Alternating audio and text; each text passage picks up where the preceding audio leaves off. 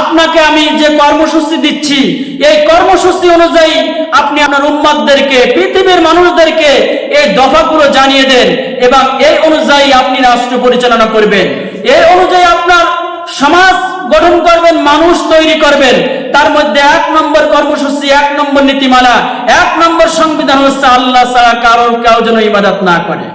আল্লাহ তাআলা বিশ্বনবীকে জানিয়ে দিলেন, ওয়াকাদা রাব্বুকা আল্লা তা'বুদু ইল্লা ইয়্যা। আল্লাহ বললেন, হে রাসূল, পৃথিবীর সব মানুষ যেন আমার ইবাদত করে। কার ইবাদত করতে হবে? আল্লাহর ইবাদত করতে হবে। এটা হচ্ছে 1 নম্বর কর্মসূচি। 2 নম্বরে আল্লাহ তাআলা বলছেন যে কর্মসূচি বিশ্বনবী সাল্লাল্লাহু আলাইহি সাল্লামকে মিরাজ রজনীতে দিয়েছিলেন সেটা হচ্ছে ওয়াবিল ওয়ালিদাইনি ইহসানা। ধারাবাহিক আলোচনা করেছেন আল্লাহ তাআলা কোরআনে 23 থেকে 37 নম্বর আয়াতে কারিমার মাধ্যমে। এই 14টা নীতিমালা, এই 14টা নীতিমালা যদি আমরা শুনি, আমরা যদি আমল করতে পারি এবং জীবন গঠন করতে পারি, তাহলে এই নীতিমালার মাধ্যমে আল্লাহ তাআলা আমাদের মাফ করবেন, আমাদেরকে জান্নাত দিবেন। 2 নম্বর নীতিমালা কি? ওয়াবিল ওয়ালিদাইনি ইহসানা। আল্লাহ বলছেন বিশ্বনবীকে ওই মিরাজ রজনীতে এই নীতিমালা দিয়ে, খবরদার পৃথিবীতে যে সমস্ত পিতামাতা আছে, তাদের সন্তান আছে, কোন সন্তান যেন পিতামাতার সাথে খারাপ আচরণ করে না। এই নীতিমালা যিনি দিয়েছেন তিনি কে? আল্লাহ। 3 নম্বরে কি? আল্লাহ তাআলা বিশ্বনবীকে ওই মিরাজ রজনীতে যে নীতিমালা দিয়েছেন সেটা হচ্ছে আত্মীয়তার হক আদায় করা। আমাদের সোসাইটিতে আমরা অধিকাংশ মানুষ আমাদের আত্মীয়তার সাথে সম্পর্ক ছিন্ন করে ফেলেছি। এমনকি ভাই ভাইয়ের সাথেও ভালো সম্পর্ক নেই, ঠিক কিনা? বোনের সাথে ভালো সম্পর্ক নেই, চাচাদের সাথে ভালো সম্পর্ক নেই। অথচ এই যে নীতিমালা আল্লাহ তাআলা বিশ্বনবীকে মিরাজ রজনীতে দিলেন, আল্লাহ কি বললেন? ওয়াতিল কুরবা হাক্কাহু ওয়াল মিসকিন। আল্লাহ বলছেন তোমাদের আত্মীয়তার সম্পর্কের যে হক আছে এই হকটা ভালো করে আদায় করো। আল্লাহ তাআলা বলছেন আবিদুল কুরবা ওয়াল মাসাকিন ওয়াল ইয়াতাম। তোমাদের ইতিম, মিসকিন, বিধবা বা অসহায় যারা আছে সকলের হক আদায় করো। ওয়াল জারিদুল কুরবা ওয়াল জারিদুদ দুনুব। তোমাদের নিকট আত্মীয়, তোমাদের পাড়া প্রতিবেশী যারা আছে, দূরাত্মীয় যারা আছে, সকলের সাথে সুসম্পর্ক বজায় রেখে চলো। কিন্তু আমাদের সোসাইটিতে সম্পর্ক বজায় রাখা দূরের কথা, আমাদের সোসাইটিতে সম্পর্ক যেভাবে বিনষ্ট করা হয়, নষ্ট করা হয়, সম্পর্ক যেভাবে আমাদের নষ্ট হচ্ছে, তাহলে এই কোরআনের বিধান আমরা যেভাবে লঙ্ঘন করছি। দেখুন, আমাদের মায়ের পেটে যে ভাই রয়েছে, মায়ের পেটে যে বোন রয়েছে, আমাদের বাবার যে ভাই রয়েছে, চাচা, এদের সাথে যে সম্পর্ক রাখা দরকার, তারপরে মামাদের সাথে যে সম্পর্ক রাখা দরকার, খালা, ফুপু, যত যে আত্মীয় রিলেটেড যারা রয়েছে আমাদের সোসাইটিতে, সকলের সাথে আমাদের সম্পর্ক বজায় রাখার কথা বলা হয়েছে। কোথায় বলা হয়েছে? কোরআনে। এবং মিরাজ রজনীতে এই সম্পর্ক বজায় রাখার কথা আল্লাহ তাআলা বিশ্বনবীকে দিয়ে দিয়েছেন। কিন্তু আমাদের সোসাইটিতে তো এই সম্পর্ক আজকে কাট করা হচ্ছে।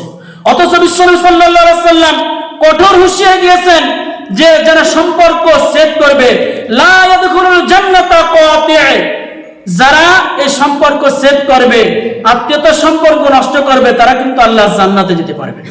4 নম্বর যে দফা, যে কর্মসূচি বিশ্বনবী সাল্লাল্লাহু আলাইহি ওয়াসাল্লাম মিরাজ রজনী থেকে আনলেন আল্লাহ রাব্বুল আলামিনের দরবার থেকে, সেটা হচ্ছে ওয়ালা তুবাযযির তাবযীরা ইন্নাল মুবাযযিরিনা কানু ইখওয়ানাশ শায়াতিন।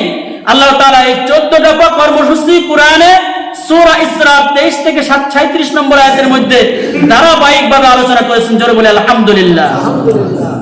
তোমরা অপচয় করো না। ইন্নাল মুবাযযিরিনা কানু ইখওয়ানাশ শায়াতিন। যারা অপচয় করে তারা শয়তানের ভাই। দেখুন, বিশ্বনবীর যে এই যে ফর্মুলা, এই যে সংবিধান, এই সংবিধান আমাদের সোসাইটিতে লঙ্ঘন করা হয়। একটা বিয়ের অনুষ্ঠানে যে পরিমাণ খাদ্য অপচয় করা হয়, একটা যে কোনো অনুষ্ঠানে খাদ্য অপচয় করা হয় কিনা? আজকের আমাদের সোসাইটিতে যে কায়দায় খাদ্য খাবার, যে কায়দায় নষ্ট করা হয়, অপচয় করা হয়, আল্লাহ বলছেন ওয়ালা তুবাযযির তাবযীরা, তোমরা অপচয় করো না। ইন্নাল মুবাযযিরিনা কানু ইখওয়ানাশ শায়াতিন। যারা অপচয় করে তারা হচ্ছে শয়তানের ভাই। আজকে থেকে এই সংবিধান, এই নীতিমালা যদি আপনি মুমিন হন, আপনার যদি মুমিন হতে চান, তাহলে এই অপচয় করা কি যাবে? অপচয় করা যাবে না। যারা অপচয় করে তারা হচ্ছে শয়তানের ভাই। 5 নম্বরে নিতে বলা হচ্ছে আয়ের এবং ব্যয়ের ভারসাম্য অনুযায়ী আপনাকে মানে ব্যালেন্স করে চলতে হবে। আপনাকে দান করতে বলা হয়েছে কোরআনের মধ্যে, দান করো। এখন এমনও বেশি দান করা যাবে না, দান করতে করতে আপনি গরিব হয়ে যাবেন, ফকির হয়ে যাবেন, এমন কি দান করা যাবে? আবার বেশি কুণ্ঠাবোধ বা বেশি মানে কেপটা পানিও করা যাবে না, যে আল্লাহ তাআলা কোরআনের মধ্যে দান করতে বলেছেন, হাদিসের মধ্যে দান করতে বলেছেন, আপনি এক টাকাও দান করেন না, মসজিদ হোক মাদ্রাসা হোক ভালো কোনো কাজে আপনার কোনো দান নেই, এরকম কি হওয়া যাবে? বেশি আপনার দান করা যাবে না, আপনার কেপটা গিরেও করা যাবে না। মানে ব্যয়ের আয় এবং ব্যয়ের ভারসাম্য ব্যালেন্স অনুযায়ী আপনাকে চলতে হবে। আপনাকে যতটুকু আল্লাহ তাআলা সম্পদ দিয়েছেন সেই সম্পদ থেকে দান করতে হবে, দান করতে হবে কিনা? আবার কৃপণতাও করা যাবে না। আল্লাহ বলছেন ওয়ালা তাজআলু ইয়াদাকা মাগলুলাতান ইলা উনুকিকা ওয়ালা তাবসুতুহা কুল্লাল বাসতি মাকউদাম মালুমান মাহসুরা। আল্লাহ বলছেন যে সূরাতুল ইসরার মধ্যে ধারাবাহিক এই 14টা সংবিধানের কথা বলা হয়েছে, যে তুমি বেশি ব্যয় করতেও পারবে না, আবার কেপটাগিরিও করতে পারবে না। যতটুকু ব্যয় করলে আল্লাহ তাআলা খুশি হন ততটুকু ব্যয় করতে হবে। 6 নম্বরে যে সংবিধান, যে নীতিমালা আল্লাহ তাআলা বিশ্বনবীকে মিরাজ রজনী থেকে উপহার দিলেন, সেটা হচ্ছে যে তোমরা তোমাদের সন্তানদেরকে দরিদ্রতার ভয়ে হত্যা করো না। এটা একটা মারাত্মক অপরাধ। আমাদের সোসাইটিতে যে অপরাধগুলো হচ্ছে, আর সেই অপরাধের কথা আল্লাহ তাআলা বিশ্বনবীকে মিরাজ রজনীতে ডেকে উপহার দিলেন, মিরাজ রজনীতে ডেকে উপহার দিলেন এই বিষয়গুলো, আর সেই বিষয়গুলো আমাদের সোসাইটিতে বেশি হচ্ছে। এজন্য আল্লাহ বললেন যে তোমরা তোমাদের সন্তানদেরকে হত্যা করো না। আমরা যখন আমাদের একটা বাচ্চা হয় বা দুইটা বাচ্চা হয়, বা এরপরে যদি 3টা 4টা 5টা হয়, দেখবেন অনেক মানুষ কিন্তু বাচ্চা নিতে চায় না একটা দুইটার পরে। কথাটা সত্য বললাম না মিথ্যা বললাম? আচ্ছা, রিজিকের মালিক কি আপনি না আল্লাহ? এই জায়গায় নীতিমালা আল্লাহ তাআলা সংবিধান বলে দিয়েছেন আল্লাহ তাআলা রাসূলকে ওই মিরাজ রজনীতে, খবরদার সন্তান যে কি খাবে এই খাবার বন্দোবস্ত তো আমি তোমার সৃষ্টির 50,000 বছর আগে আমি আল্লাহ তাআলা করে দিয়েছি, বলে আলহামদুলিল্লাহ। কেন তুমি সন্তান হত্যা করতেছো? আল্লাহ তাআলা কি বলছেন? ওয়ালা তাকতুলু আওলাদাকুম খাশিয়াতা ইমলাক, খবরদার তোমরা তোমাদের সন্তানদেরকে হত্যা করো না। নাহনু নারযুকুহুম, আমি তো তোমাদেরকে রিজিকও দিই, আর তোমাদের যে সন্তানগুলো পৃথিবীতে আসবে, ভূমিষ্ঠ হবে, সেই সন্তানগুলোকে রিজিক দিয়েই তো আমি আল্লাহ তাআলা পাঠাবো। অথচ আমাদের সোসাইটিতে একটা দুইটা সন্তান হওয়ার পর আর সন্তান নিতে চায় না। যারা এই সন্তানকে হত্যা করবে, নষ্ট করবে, তারাই কোরআনের হুকুমকে অমান্য করলো, লঙ্ঘন করলো, তারাই জাহান্নামী হবে। কি হবে? জাহান্নামী হবে। 7 নম্বর হচ্ছে আল্লাহ তাআলা মিরাজ রজনীতে বিশ্বনবীকে যে উপহার দিলেন, সেটা হচ্ছে বিশ্বনবীকে বললেন যে আপনি আপনার উম্মতদেরকে বলুন ওয়ালা তাকরাবুজ জিনা, তারা যেন জিনার কাছে না যায়। আল্লাহ তাআলা ধারাবাহিক এই 14টা কর্মসূচি, 14টা নীতিমালা এই পৃথিবীতে বিশ্বনবীর মাধ্যমে দিয়েই দিয়েছেন। তোমরা যেন জিনার কাছেও যাও না। জিনা করে একটা মারাত্মক অপরাধ, মারাত্মক গুনাহ। এই গুনাহ থেকে বেঁচে থাকার জন্য যিনি বলেছেন তিনি কে? আল্লাহ তাআলা। 8 নম্বর যে সংবিধান আল্লাহ তাআলা বিশ্বনবী সাল্লাল্লাহু আলাইহি সাল্লামকে দিলেন, সেটা হচ্ছে অন্যায়ভাবে কোনো মানুষকে যেন হত্যা না করা হয়। এই যে আমার জীবন, আপনার জীবন যিনি দিয়েছেন তিনি কে? আল্লাহ তাআলা। এখন আল্লাহ তাআলা যে জীবন দিয়েছেন, এই জীবনটাকে আপনি আমি কি হত্যা করতে পারবো? আজকে অসংখ্য মানুষকে এই পৃথিবীতে হত্যা করা হচ্ছে, অহরহ মানুষকে হত্যা করা হচ্ছে। এই যারা মানুষ হত্যা করে, এই মানুষ হত্যাকারী একজন মানুষকে হত্যা যদি করে, আল্লাহ বলছেন সে যেন তামাম পৃথিবীর 800 কোটি মানুষকে হত্যা করলো। আল্লাহ কি বললেন? ওয়ালা তাকতুলুন নাফসাল্লাতী হারামাল্লাহু ইল্লা বিল হক, খবরদার কোন মানুষকে অন্যায়ভাবে হত্যা করো না। এর মধ্যে অনেক ব্যাখ্যা বিশ্লেষণ করা আছে। আমি শুধু 14টা নীতিমালা বলছি। এই 14টা নীতিমালা কোনো হুজুররা মেম্বার থেকে বলে না, শুধুই মিরাজের ঘটনা বলে। মিরাজের ঘটনা কি শিক্ষা গ্রহণ করবে? এটা তো সত্য আল্লাহ নবী বিরাজ করেছেন। কিন্তু যে 14টা নীতিমালা নিয়ে বিশ্বনবী সাল্লাল্লাহু আলাইহি সাল্লামকে পৃথিবীতে আল্লাহ তাআলা প্রেরণ করেছেন, সেই 14টা নীতিমালা এই সমাজের সোসাইটিতে হুজুররা বলে না, কেউ জানেও না, আমলও করে না। আল্লাহ নবী সাল্লাল্লাহু আলাইহি সাল্লামকে আল্লাহ তাআলা বললেন এই 14টা নীতিমালা নিয়ে যান, এই 14টা নীতিমালা নিয়ে সমাজ পরিচালনা করেন, সমাজ সংস্কার করেন, মানুষদেরকে আপনি বোঝান, তাদেরকে জানিয়ে দেন। জোরে বলে আল্লাহু আকবার। এরপর হচ্ছে 9 নম্বর যে সংবিধান আল্লাহ তাআলা বিশ্বনবীকে দিলেন, সেটা হচ্ছে ওই সূরা ইসরার মধ্যে ধারাবাহিক আল্লাহ বর্ণনা করেছেন, ইয়াতিমের মাল ভক্ষণ করো না, ইয়াতিমের মালের কাছেও যেও না।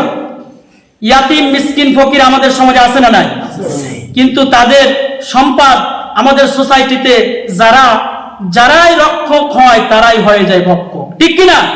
একটু রক্ষণাবেক্ষণ করছে, কিছুই বোঝে না, ছোট্ট মানুষ, ইয়াতিম মানুষ, ও সব কিছুই নিয়ে যাচ্ছে যারা রক্ষণ করছে। কিন্তু আল্লাহ তাআলা বলছেন এই ইসরার মধ্যে, সূরাতুল ইসরা 34 নম্বর আয়াত, ওয়ালা তাকরাবু মালাল ইয়াতিম ইল্লা বিল্লাতি হিয়া আহসান, খবরদার ইয়াতিমের মাল তোমরা ধরো না, ছুঁয়ো না। কিন্তু আমরা কি করি? তাদের মাল সামানা যা কিছু আছে নিজেরাই ভক্ষণ করি আমরা। 10 নম্বর যে নীতিমালা, যে সংবিধান আল্লাহ তাআলা বিশ্বনবীকে দিলেন, সেটা হচ্ছে আল্লাহ তাআলা বললেন বিশ্বনবীকে যে এই পৃথিবীতে যারা মুমিন থাকবে সে ওয়াদার যেন রক্ষা করে চলে।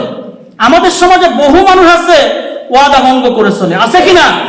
ওয়াদা কথা এবং কাজে কোনো মিল নেই, তাকে কি বলে? মুনাফিক। তাকে কি বলে? মুনাফিক। এজন্য আমাদের এই ওয়াদাটা রক্ষা করে চলতে হবে। আল্লাহ বলেন ওয়াফু বিল আহদি ইন্নাল আহদা কানা মাসউলা, নিশ্চয় ওয়াদা সম্পর্কে কিন্তু কিয়ামতের ময়দানে আপনাকে আল্লাহ তাআলা জিজ্ঞাসা করবে। 11 নম্বরে যে নীতিমালা, যে সংবিধান আল্লাহ তাআলা, খবরদার কখনো তোমরা ওজনে কম দেবে না। তোমরা যখন মাপবে, আমরা ওজন করি না দাড়িপাল্লায় যখন মাপবে তখন সঠিক দাড়িপাল্লায় ওজন করবে, একটু হেরফের করবে না, মানুষকে কম দিবে না, কাউকে ঠকাবে না। আমাদের সোসাইটিতে অনেক ব্যবসায়িক আছে না যারা ওজনে কম দেয়, আছে কিনা? আল্লাহ বলছেন যে সঠিকভাবে ওজন করো, সঠিকভাবে মাপটা যেন ভালো হয়, হেরফের যেন না হয়, এদিক এদিক না হয়, কম না হয়, মানুষকে ঠকানো যাবে না। ওয়াইলুল লিল মুতাফফিফিন, দুর্ভোগ ওই সমস্ত মানুষের জন্য যারা মাপে কম দেয়। 12 নম্বর কর্মসূচি হচ্ছে আল্লাহ তাআলা বলছেন ওয়ালা তাকফু মা লাইসা লাকা বিহি ইলম। আল্লাহ তাআলা সূরাতুল ইসরা 36 নম্বর আয়াতের মধ্যে বলেছেন যে তোমার যে বিষয়ে কোনো জ্ঞান নেই। একটা মানুষ দেখা যাচ্ছে আমার একটা বিষয় আমি জানি না, এখন আন্দাজে অনুমানের উপর ভিত্তি করে কি আমি বলতে পারবো?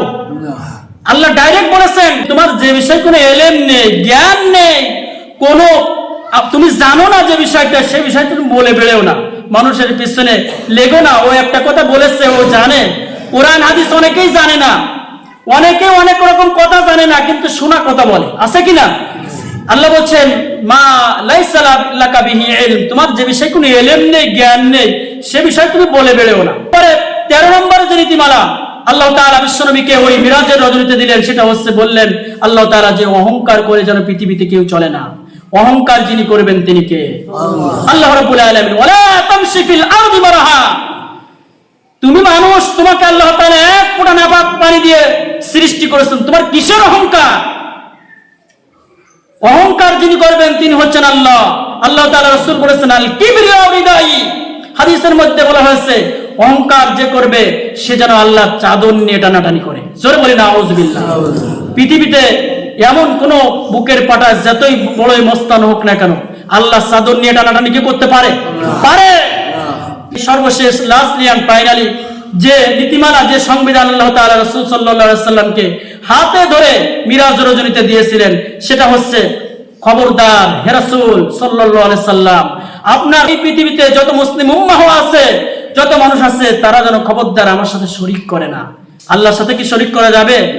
আল্লাহর সাথে শরীক করবে না। আমার সাথে যেন কেউ শরীক করে না। আমার সাথে যদি কোনো মানুষ শরীক স্থাপন করে, কথায়, কাজে, উঠোনে, বসনে, চলনে কোন প্রকার যদি শরীক করে, তাহলে সে ব্যক্তি আমার জান্নাতে যেতে পারবে না। আল্লাহ বললেন ইন্নাহু মান ইউশরিক বিল্লাহ ফাকাদ হারামাহুল্লাহু আলাইহিল জান্নাহ, যে ব্যক্তি আল্লাহর সাথে শরীক স্থাপন করবে তার জন্য আল্লাহর জান্নাত হারাম। জোরে বলি নাউযুবিল্লাহ।